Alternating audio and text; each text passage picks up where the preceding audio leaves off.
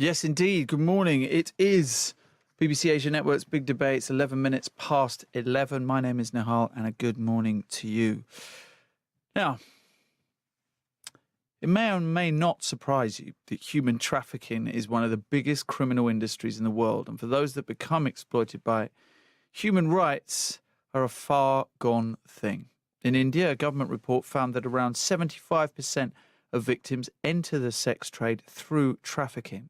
My next guest founded the non-profit organisation Guria in the 1980s. It's dedicated to fighting child prostitution and sex trafficking in North India. Ajeet Singh has been involved with his work for nearly 30 years, and he's been in London for the Thomas Reuters Trust Women Conference, where he's been speaking about the work Guria does and why it's important to learn from survivors. And I'm very happy to say that Ajeet is with us now. Good morning. Welcome to BBC Asia Network. Good morning. To see you. Thank you so much, Nihal, Good to for see inviting you. me here. Yeah. Good to see you. Tell me, why did you decide to set up Guria?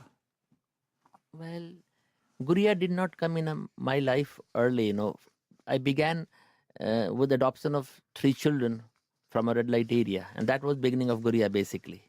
As a charity, it was registered only in the 93. So, but my work began, because I always thought from my heart more than my mind. Yeah. And so it was just wild beginning, Yes. I saw this woman, in a dance party, and I thought, why not adopt her children?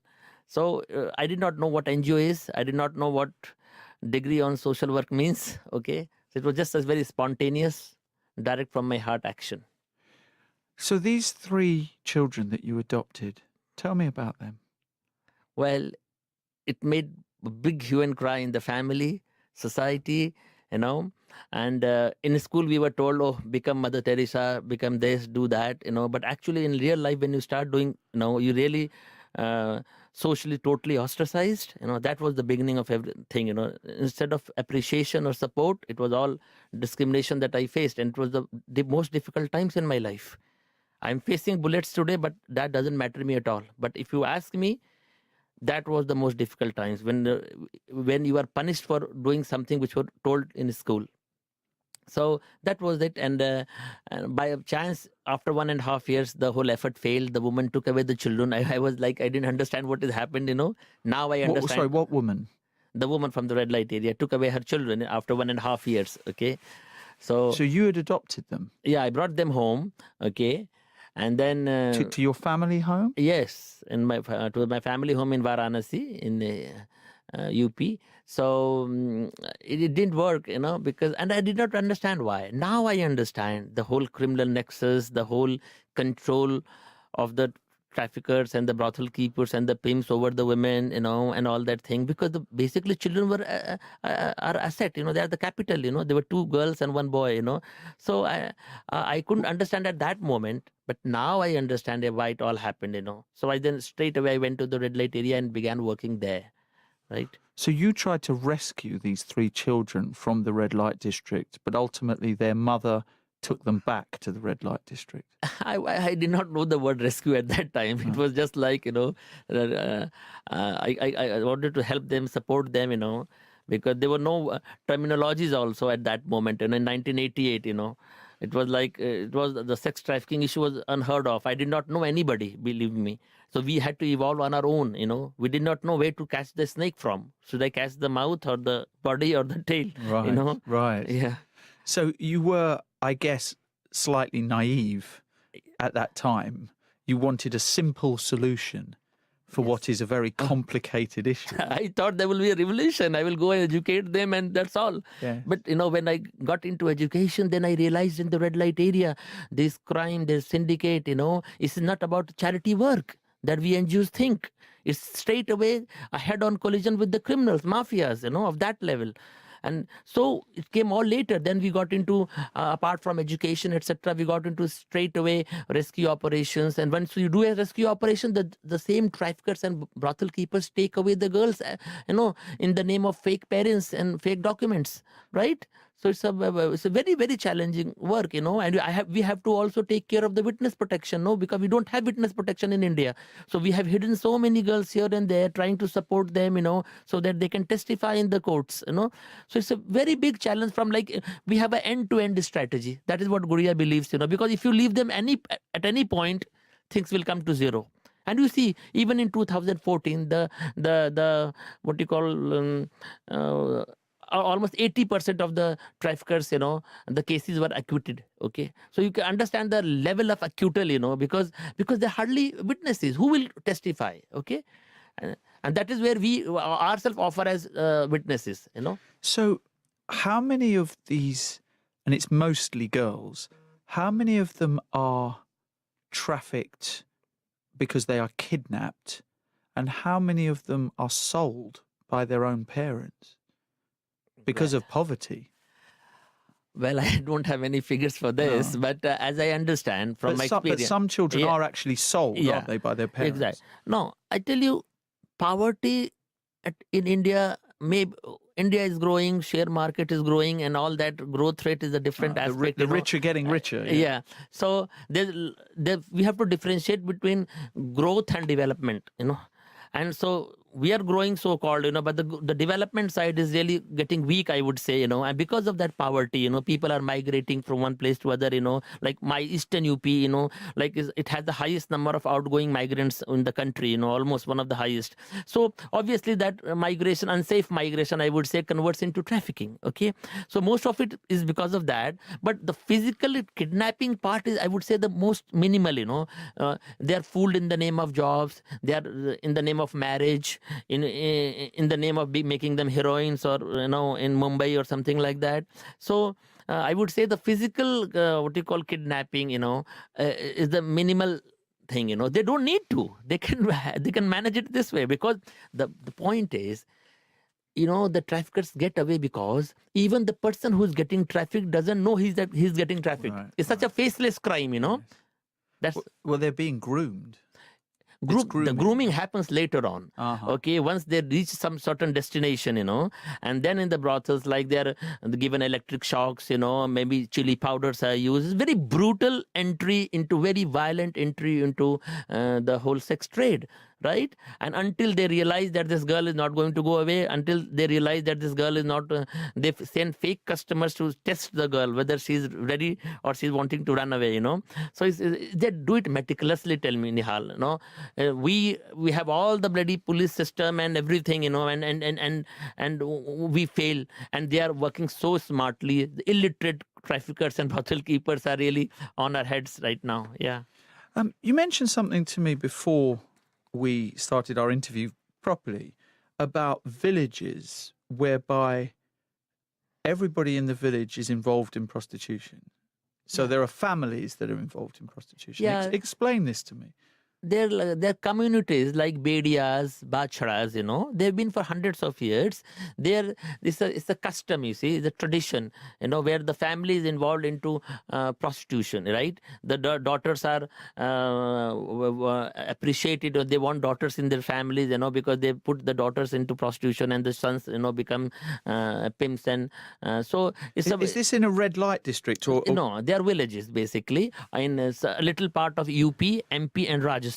Okay, this part, and these communities have been there for long now, right? So this has a different side to it, where the family is involved. It's not about rescue. Who do you rescue? From whom? From the mother you rescue the child? No.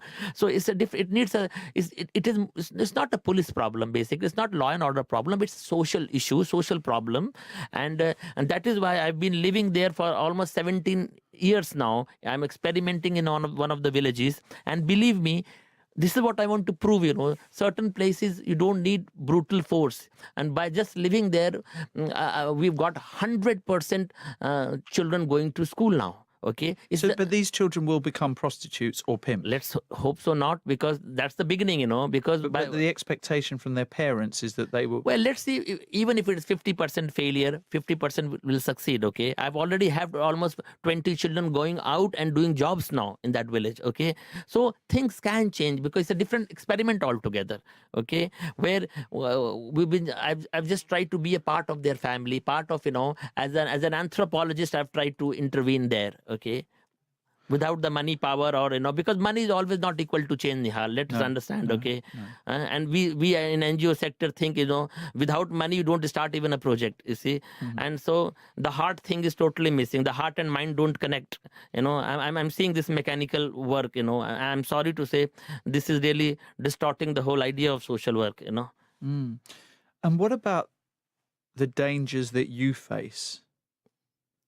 Because you are, of course, taking money away from criminals, and they will kill to maintain their financial situation, won't they? I've always been attacked, many times.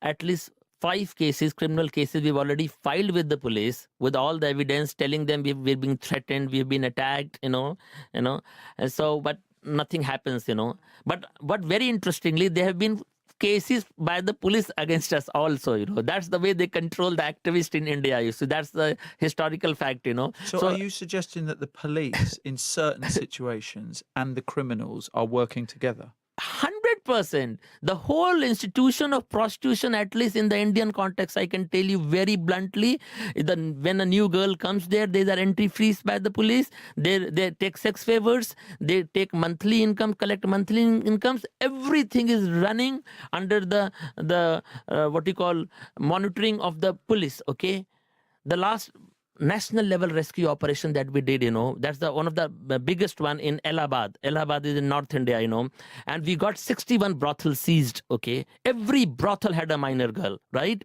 And should I give you an example? How old were some of these girls? They were young as maybe, there were so many children, who were prostitutes. Yeah, they were being exploited there, so many children were there, 8 years, 10 years, 8 years old. Yeah. So the even younger children were there, because that's what my daughter's age. Yeah, and another thing, they groom these children through injections, hormonal injections are being given, So this is another new dimension of the whole sex trade. And remember, what I wanted to say is the police post is right in the center of the Allahabad red light area, Badshahi Mandi, right? That is what happens, So instead of doing the police work, they do monthly collection. The income tax department work they have taken up. This is so difficult. When the authorities themselves are involved in it, where do you go for help? You see, I must acknowledge one thing, Nihal. Like, for recent years, in the last 2-3 years that I see, the government has really taken interest because of a lot of pressures, etc. Because we are on the top of the world in terms of persons living in slavery, right? But unfortunately, maximum goes unreported. Okay, as per the TIP report in 2015, there were only 4,000 reported cases. And as per my research, I filed a rescue petition in the Supreme Court. I told the Honorable Supreme Court only 250 girls on an average are being rescued each year in the year 2010, 11, and 12, which is so less. You have the highest number of persons living in slavery in India, right? As per the WACFI report, everybody acknowledges that, and just because of the unreporting that, you see, only 4,000 come up in the TIP report. Only 250 minor trafficked girls are being rescued. So it's a tragedy. It's a tragedy. It's a catastrophe happening. You're not looking at the problem in the face. You want to put it like an ostrich in the sand, your head, and then you think the danger is gone. The government is trying to do. The problem is implementation. I tell you, in implemented the impunity and corruption. These two things are eating up the whole nation, I would say, and this subject also. In spite of the government trying to come up with new law or new anti-human trafficking units, etc., but who will implement it? Who is going to implement in the country? That is a major problem, I'm telling you, 42 girls. This is the last point. You'll be shocked to listen this. The biggest operation that we did in Allahabad, right? I told you it's almost a national record. 42 survivors were re-trafficked from the government protection home.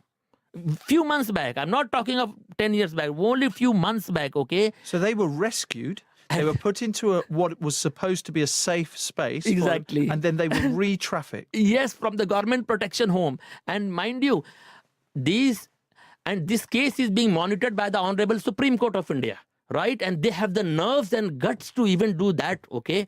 And you see, none of the girl has been recovered. None of the girl has been recovered. None of the brothel keepers except one warden has been arrested. Can you imagine the magnitude of the problem and the crime and the syndicate involved? Who is doing all that? Who's not scared of the Honorable Supreme Court also? Can you imagine this? It's happened just few months back. Everything is quiet. They want to hush it up. We've written to the Chief Minister of Uttar Pradesh also, Mr. Yogi. I've not got a reply yet. And I expect something should happen on this. It's the most tragic case in terms of the in the context of this human trafficking issue. What can you fight? How can you fight? Why don't you give up then? Look, Nihal, it's simple. I will do as much as I can do. I believe in that. I will not change the world, doesn't matter, okay? But whatever little I can do, if only 5 girls I can save, I will save, I don't give up. I don't compromise. I'm a very optimist person, I face bullets and I don't mind, getting killed. I've told many times in my interviews, any day that can happen to us, I'm not sending my only daughter to school, right? We have in a serious crisis situation, but whom to take help? I cannot go to the police for help. I can tell you, I don't have faith in the criminal justice system. That is the problem. So if I have to fight, I can't send my daughter to school. That's the issue. So you have to pay the price, But I must say, we must go on. We must keep moving inch by inch, Have you and your own family become close again? Or do you and your own family still not see eye to eye? No, it's okay now.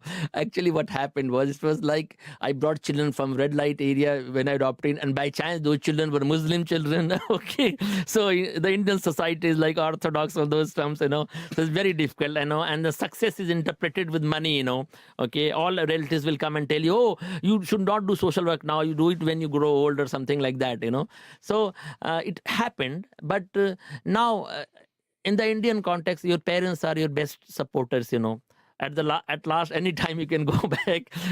I live in the same house. I have never built a house. I've never made money in life. So you just keep fighting every day and keep staying there with them. So that's very interesting. So we are good. How do you fund Guria? We have a charity in the UK also, and Guria UK is here, and Sarah Wright is dealing with it here, and we try and raise funds from individual, because individual money is very important to us. I'm a painter. If my hands are tied, I cannot paint. And that is the problem there, we have filed so many public interest litigations in the Supreme Court and all. So maybe at times I see the government is angry. I never take any money from the government, because of that, because my creativity, my innovation will end, And the donor agencies are also supporting us. There are organizations like Geneva Global, Azim Premji Foundation. So they're supporting us, no doubt. But I feel the individual money is the power. It is. But your power is in your incredibly big heart. Thank you so much. It's an amazing, amazing thing that you are doing. What do you think of the government, the BJP of Narendra Modi and the people around him and their attitude towards this issue? Because it is a huge issue. I think I told you in the last 2-3 years, even the Congress government or even the BJP for that matter, they are trying to take the issue seriously, because I am part of the central government's committee on this, and I was also a member of the drafting committee of the new law that is coming up. So things are moving. I told you, it's not about what government is thinking. It's about how the people who are supposed to implement it, the bureaucrats, the police, the system, is that functional?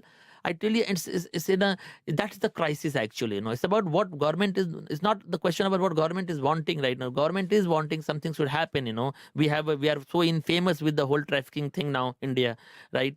So in that light, of course, the government is wanting something should happen. But the point is, the crisis is like the whole criminal justice system needs a revamping. I tell you, that they need to be gender sensitive, right? Okay, we need to work on the police. Now, the crime control and the investigations should be separated, right?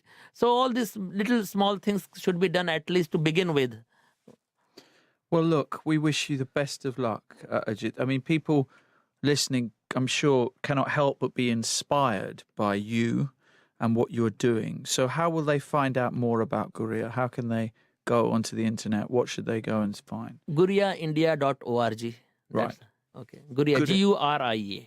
GuriaIndia.org. An incredible, incredible charity. Ajeet, thank you so much for coming in today to talk about the work that you're doing. And I hope those 42 girls are found. Yes, they are. So just tell me again, where were they? They were in a government protection home in Agra. From Allahabad, they were shifted to Agra. Agra, the city of Taj. Of course. There was a home there, and they were kept there. And what should we do? And even we informed the police, like, your girls are gone. Please, we made a complaint. They did not take care of that also. How old were these girls? They were like maybe some were minors and few were majors also. So some were children. And some were major also. So it's like, it's so complicated, It's terrifying. It's and the impunity again. Nightmare. Nobody is punished, even in the government side, you see, except for one warden, no trafficker arrested, no government officer punished. And that's, I think, the biggest horrific case in terms of trafficking, And I'm sorry to say, even media is not taken up in the way that it should have taken up. Ajeet, thank you so much for coming in. GuriaIndia.org. That is the website that I encourage you to visit. I will be going to visit it straight away. It's now 33 minutes past.